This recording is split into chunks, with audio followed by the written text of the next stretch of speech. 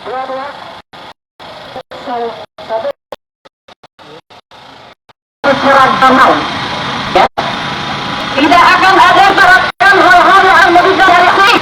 Tidak akan ada hal-hal yang akan merusak netralitas kita sebagai ulama.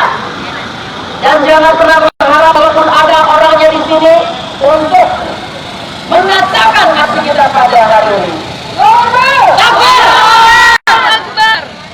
Kita di sini berkumpul dengan juru yang salah tentu saja dengan tujuan yang sama, Bapak Ibu.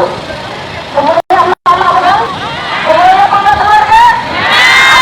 Apakah Anda, keluarga Anda, anak-anak Anda itu akan keluar dari syariat Islam? Maka dari itu kita kumpul, kita menolak rancangan undang-undang keharusan kekerasan seksual yang akan disahkan. Terima kasih kawan-kawan. Masalah undang-undang ini terus kita mengeluarkan pendapat di muka umum ini secara sah.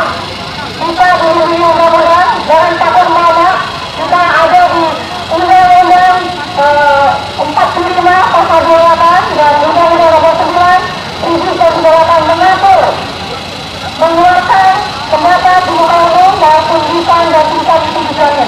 Tidak ada sama sekali, tidak ada masalah.